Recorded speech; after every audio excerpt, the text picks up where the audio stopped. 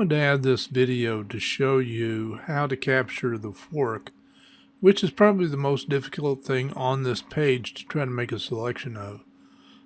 The others can be done relatively easily with the quick selection tool, but the fork, not so easy. So let me show you how to do this. First, we need to isolate it from everything else that's here in the image. So I'm going to use the rectangular marquee tool to do that.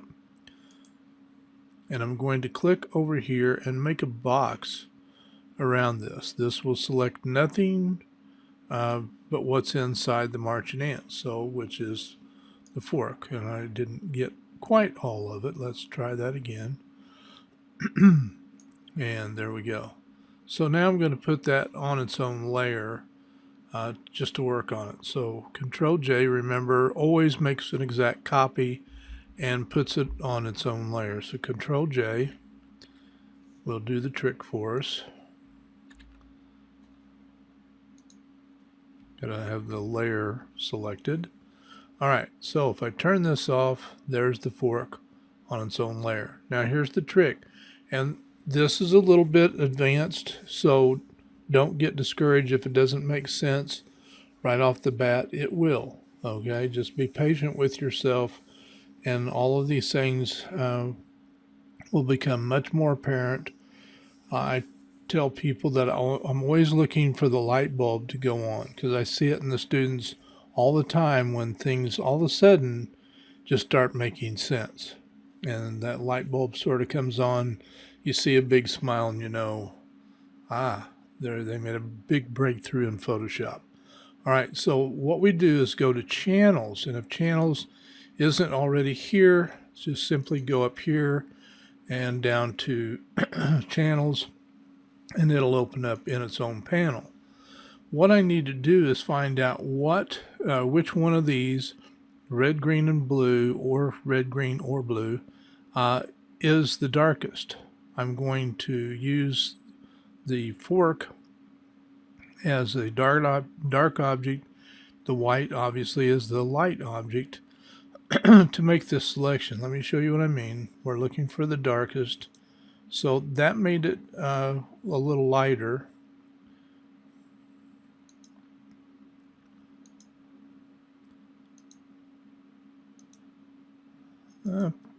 Looks like the green might be the best. You have to determine that yourself. I'm just going to click this and drag it down to the new channel icon. Here's that copy, because what I want to do is alter this, and I don't want to alter the real green layer.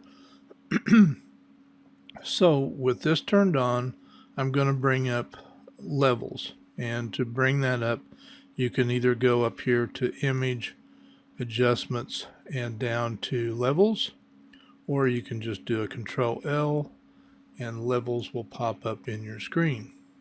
Now you notice there's not much information in this box, but we need to make this actually lighter or darker depending on what we're trying to do. In this case, let's go for a darker fork. So we're just going to keep going until we make it black, but we don't want a bunch of goofy artifacts to show up. So I'm going to, sorry about creating that. I'm going to make this a little bit bigger so we can see the details in here. So let's, that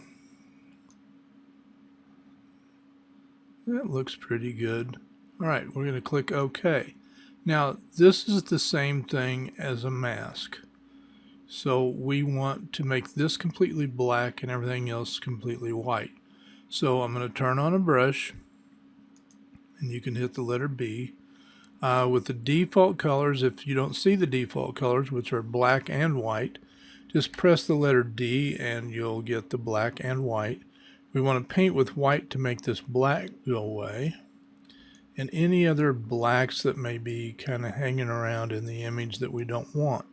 All right, it looks pretty good. I'm going to now switch to the black, and now I'm going to paint in areas like this that should be black. This was a reflection, So we'll just fill all that in. Otherwise, if you try to make a selection and that's not all there, it can only select what's visible. So we can go down this tine and click and shift click to fill that in. And here we got to go a little bit smaller because it's too big for that tine. So we'll left bracket key a couple of times to make it smaller. Here we go. Let's get this painted in. That was too far, so I'm going to switch to white. You can do that by pressing the letter X on your keyboard. And if we paint with white and go down here and shift click, see it filled it in. We go back to black, hit X to go back to black, and we'll fill that in with black. Fill that little place in with black. A little place of black right there that we don't want, so I switch to white. Make my brush a little bit smaller. And let's undo that. I got into the fork a little bit. There we go. All right. Now to load this as a marching ants, let me kind of trim this over here with white selected. Click and shift click that to square that up. All I have to do is drag this down to the little circle that's a icon for marching ants, and notice everything turned into a marching ant around it. Everything, what this is showing us is everything but the fork is selected. So all we have to do is go up here and select and say inverse that so the fork is selected. And then we go back over here to the layers and we can turn that off, and right here click on that, and we've got the marching ants around it. We can do a Control J to make a copy off that selection, and there it is. A nice looking selection of a fork. Not bad, is it? All right, so you saw how that was done using channels. We've got this down here. A while ago I did red copy and it's not as good. Delete that. And I like the green one. It worked out pretty nice. Don't want that either. There we go. Much better selection, and it worked out nicely. So you might want to experiment with that because there are some things that you can do this on in other images that you work on that can, simplify your making a selection out of something and creating the marching ants around difficult things to select.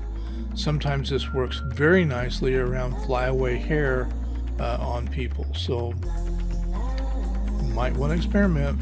Just saying. Bye for now.